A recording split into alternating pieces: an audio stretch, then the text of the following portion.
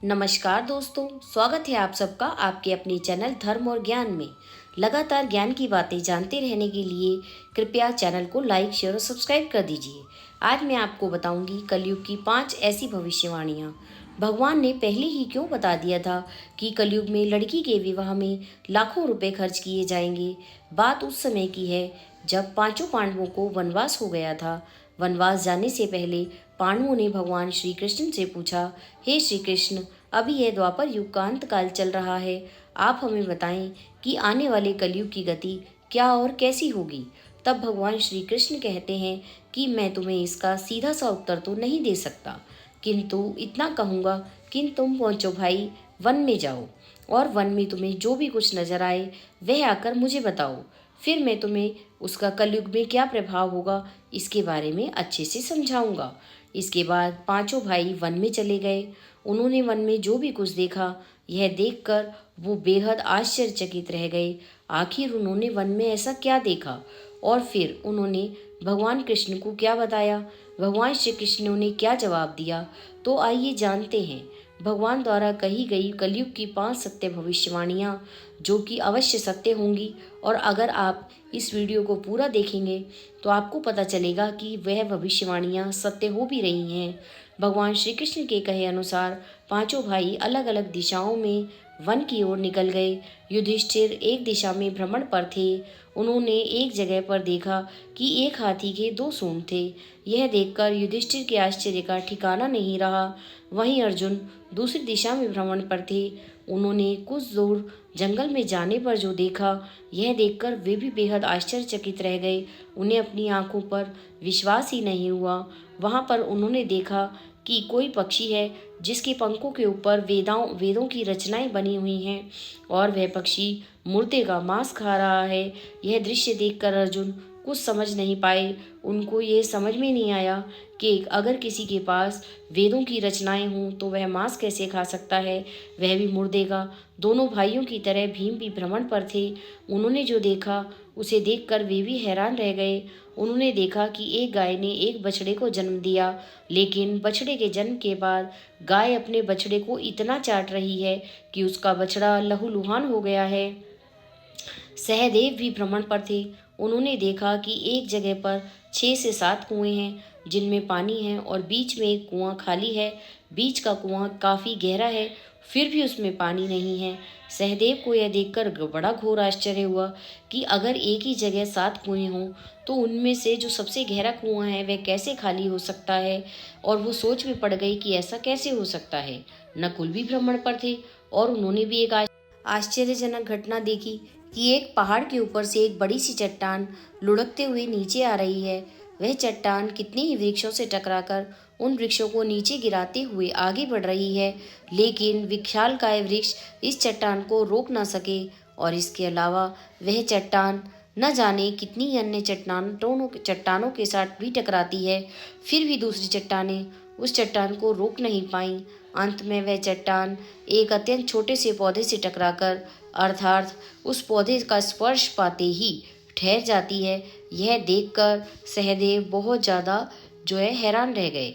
इसके बाद पांचों भाई शाम को एक ही जगह एकत्रित हुए और श्री कृष्ण भगवान के पास शाम के समय जाकर पूछते हैं।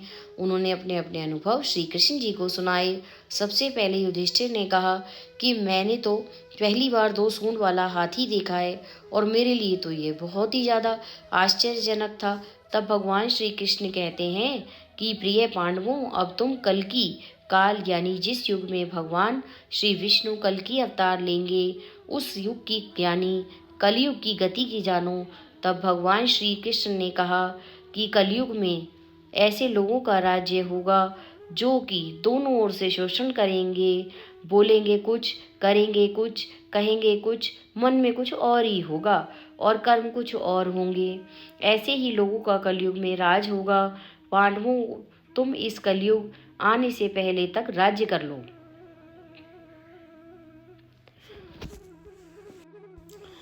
अब तो युधिष्ठिर के बाद अर्जुन जी भी बोले, मैंने जो देखा है कि वह तो कहीं ज्यादा आश्चर्यजनक था। मैंने देखा कि एक पक्षी के पंखों पर वेदों की रचनाएं लिखी हुई हैं, पर वही पक्षी मुर्दे का मांस खा रहा है। तब श्री कृष्ण कहते हैं कि कलयुग में ऐसे ही लोग रहेंगे जो बड़े ज्ञानी कहलाएंगे, विज्ञान की चर्चा करेंगे, लेकिन उनके आचरण राक्षसी होंगे। वह बड़े बड़े पंडित और विद्वान कहलाएंगे, किंतु यह देखते रहेंगे कि कौन सा मनुष्य कब मरे, कब हमारे सभी रिश्ते नाते मारे जाएं और हमारे नाम से सारी संपत्ति हो जाए। भगवान श्री कृष्ण अर्जुन से कहते हैं, हे अर्जुन, राजनीति के व्यक्ति विचार करेंगे कि कौन से मनुष्य को मारा जाए और कौन से व्यक्ति को अपने फायदे के लिए इस्तेमाल किया जाए और राजनीतिक गद्दी हमारे नाम पर हो जाए। कलयुग के लोग हर जाति धर्म पर प्रमुख पदों पर बैठकर विचार करेंगे कि कब का श्राद्ध हो और कौन कब किस पद से हटे और हम उस पद पर चढ़कर बैठ जाएं।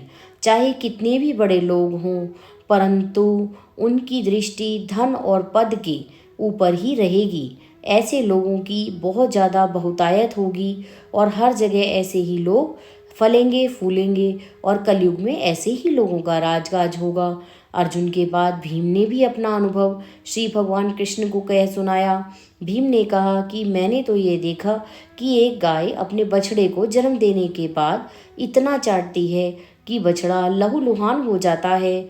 तब भगवान श्री कृष्ण कहते हैं कि कलयुग का मनुष्य शिशुपाल हो जाएगा।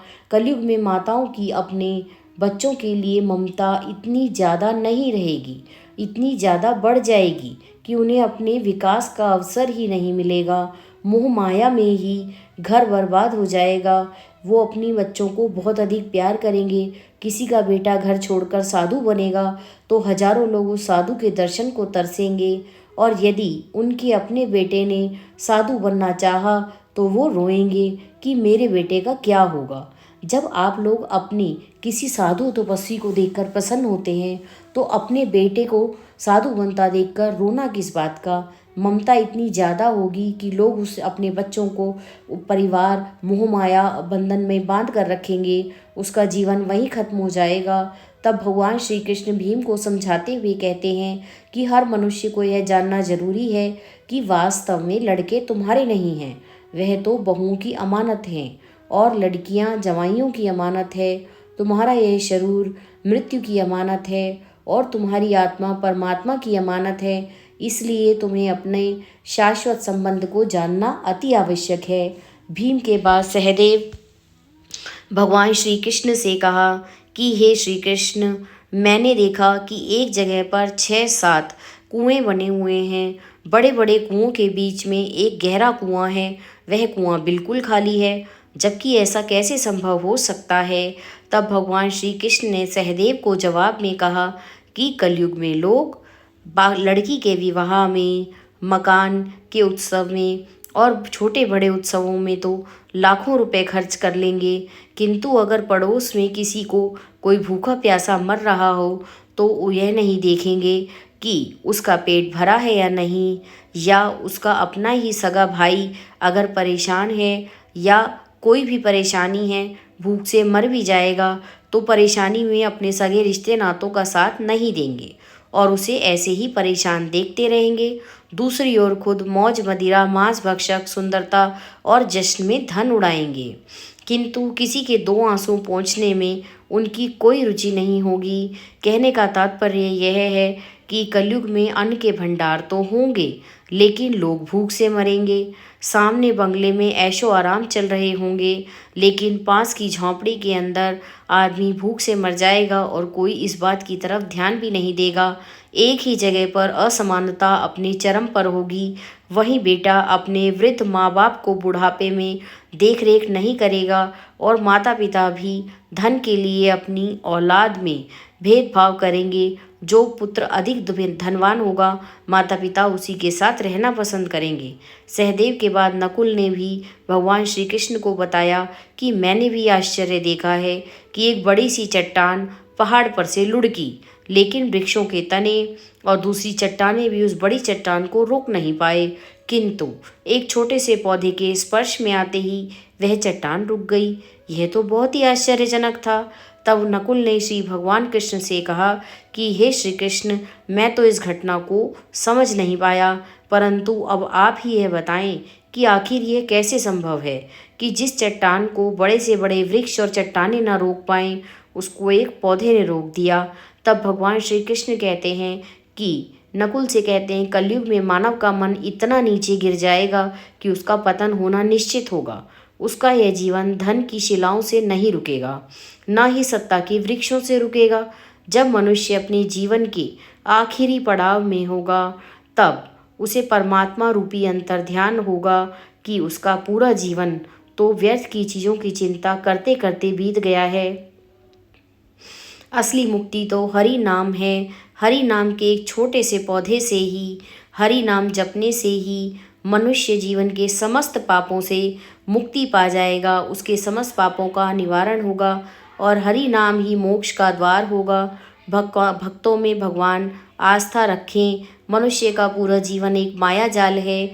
मनुष्य को उम्र के पड़ाव में, अंतिम पड़ाव में ये एहसास होता है कि मंजिल तो केवल परमात्मा है। यही पड़ाव पूरे जीवन के कर्मों का लेखा जोखा दिखा देता है। इसलिए केवल हरि नाम ही कलयुग में मोक्ष पाने का सबसे सरल और एकमात्र उपाय होगा। इसी तरह की वीडियोस को देखने के लिए बने रहें अपने चैनल के साथ धर्म और ज्ञान।